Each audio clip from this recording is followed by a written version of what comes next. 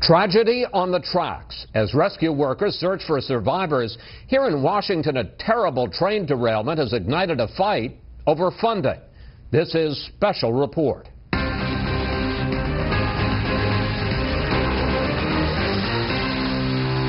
Good evening, I'm Chris Wallace in for Brett Baer. Investigators are combing through the wreckage of a devastating Amtrak train crash in Philadelphia.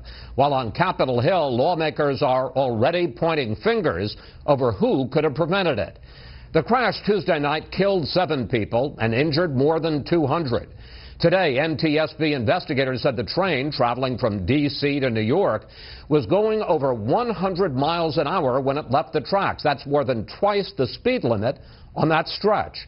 Correspondent Peter Doocy joins us live now from Philadelphia with a look at the investigation and how the crash is already having a ripple effect here in Washington. Peter. Chris, political finger-pointing generally doesn't happen the day after a deadly disaster, but that was the case today when the White House and lawmakers on the Hill argued about Amtrak funding while rescuers here in Philadelphia were pulling bodies from Train 188.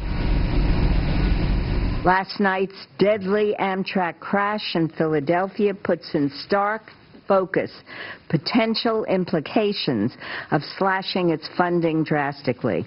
Would more taxpayer money have prevented the deadly derailment of Amtrak 188?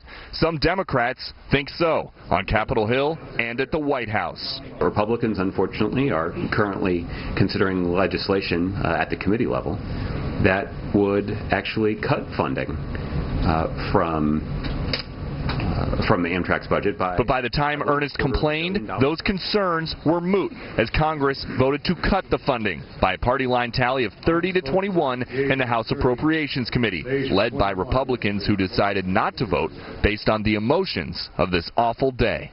You have no idea what caused this accident, and to use that as a means of supporting the last amendment, support it if you want to. But don't use this tragedy in that way. It was beneath you.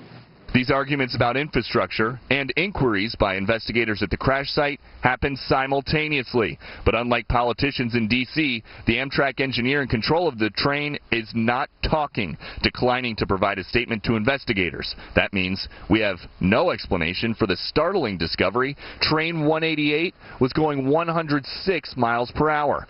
AP reviewed a video that shows the 662-foot-long train rocketing northward, more than double the 50-mile-per-hour speed limit for this curved part of the track, and much faster than the 70-mile-per-hour speed limit on the stretch of track before that. Was something wrong with the train, or did the engineer have a lead foot? Officials here have few facts and are trying to bring attention to the little good news they've seen. It is incredible that so many people walked away from that scene last night. I saw people on this street behind us walking off of that train. And I don't know how that happened, but for the grace of God. Companies and countries have been spending billions of dollars to figure out how to make trains go faster, but how much does it cost to make a train go slower? You know, the speed limit. Chris? Peter Doocy reporting from Philadelphia. Peter, thank you for that. Just one day after Democrats blocked consideration of President Obama's trade deal, party infighting got personal. A Democratic senator is accusing the president of being sexist. Correspondent Kevin Cork has that story tonight from the White House. What began as fierce in-party fighting over his request for fast-track trade authority unexpectedly devolved into a debate over whether the president has become sexist in chief. At issue, President Obama's comments in a Yahoo interview about Massachusetts Senator Elizabeth Warren, one of the most vocal critics of the Trans-Pacific Partnership trade deal. The truth of the matter is that, Elizabeth is a politician like everybody else, and, she's got a voice that she wants to get out there, and I understand that, and on most issues, she and I deeply agree. On this one, though, her arguments don't stand the test of fact and scrutiny. Critics said his tone was dismissive of Warren, who's wildly popular among the party's progressive left wing. The Hill newspaper cited National Organization for Women President Terry O'Neill as saying Obama's, quote, clear subtext is that the little lady just doesn't know what she's talking about. I think it was disrespectful. Ohio Senator Sherrod Brown also said he thought the president was disrespectful by, quote, referring to her as first name when he might not have done that for a male senator. The White House bristled at the suggestion of sexism. There are a number of instances where the president has used the first name of a senator to reference them in public, both men and women, including multiple instances in which he's referred to Sherrod Brown as Sherrod in public setting. So I don't put a lot of stock in the argument, which is also why I believe that Senator Brown, given the opportunity to consider his remarks, will want to offer up an apology because he's a stand-up guy. The president has used this strategy before, specifically calling out lawmakers who disagree with his agenda items and then slowly building coalitions around them. On Tuesday, he welcomed 10 Democratic senators to the White House, all of them now expected to back fast-track legislation. But what makes this trade battle so unusual is that it puts progressives at odds with the White House, and they, like the president, are unaccustomed to political friendly fire.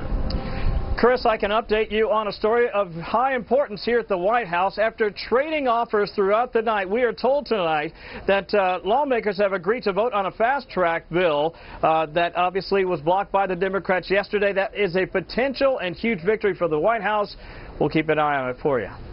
Meanwhile, Kevin, the Saudi delegation visited the White House today without King Salman. They're here, of course, for that Arab summit at Camp David. What can you tell us about that? Yes, spot-on analysis there. He is not here. He did send the Crown Prince and the Deputy Crown Prince in his stead. And, Chris, that's still going to be celebrated by the White House. We've heard Josh Earnest report all week long how that feeds into the narrative of these guys are the guys that should be here to certainly talk about the actions that will be happening at the summit. But keep in mind, 4 of the 6 leaders that were invited will not be there at Camp David tomorrow. Kevin Corke at a very busy White House. Kevin, thanks for all that. One American has been killed in an attack in Kabul, Afghanistan. The U.S. Embassy in Afghanistan confirmed the death but did not release the victim's name. Eyewitnesses say gunmen stormed a guest house during a party. They say several dozen more people are likely being held captive, including Americans.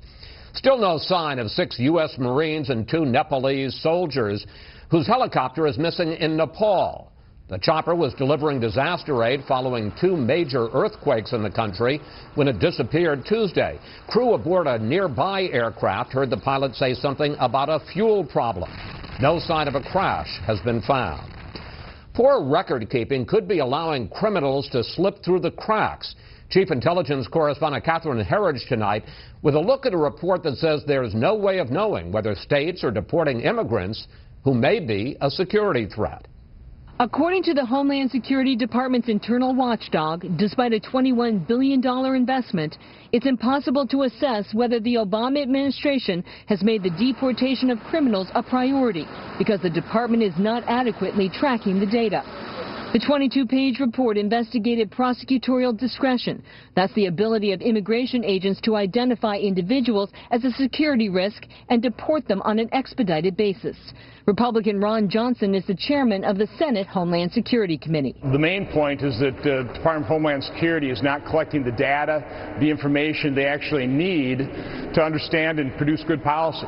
What makes the report stand out are interviews with immigration agents who said in many cases they can't access an individual's criminal history. Quote, as a result, aliens convicted of or wanted for a felony committed in their home country but not convicted of a felony or significant misdemeanor in the United States may not be identified as a DHS enforcement priority. The administration did not dispute the findings, but said Republicans are also to blame. That we need to better prioritize our enforcement resources. Again, resources that were not augmented because Republicans in the House of Representatives blocked it. Senator Johnson says this chart shows the number of unaccompanied children exploded from 10,000 in 2012 to more than 50,000 last year after the Obama administration implemented DACA, Deferred Action for Childhood Arrivals. That was caused by U.S. policy, and that's something this administration doesn't want to really admit. A senior Homeland Security official emphasized it's not a one-shot deal. There are many chances to deport someone built into the system. In a statement, a department spokesman said they are creating a more centralized database. Chris? Catherine, thanks. A mixed day on Wall Street. The Dow dropped 8. The S&P 500 was down less than a fraction. NASDAQ gained 5.5. Up next, the GOP talking policy and Hillary Clinton keeping quiet as unrest mounts within her party. First, here's what some of our Fox affiliates around the country are covering tonight. Fox 13 in Tucson with a grisly discovery, 5 bodies inside a home there. Right now, police are not releasing much information on the victims or how they died, but say this was not the first time they had been called to that home. Fox 5 in Atlanta with an Army veteran arrested for breaking into a car. He says he broke the window to save a dog left alone in the hot car. The owner, however, was not happy about the damage done to his car and insisted on pressing charges.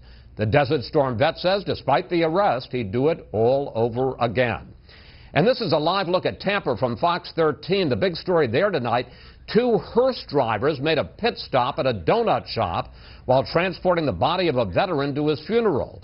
A passerby spotted the hearse in the parking lot and sent pictures to a veterans group. After getting wind of the story, the funeral home says it fired the drivers.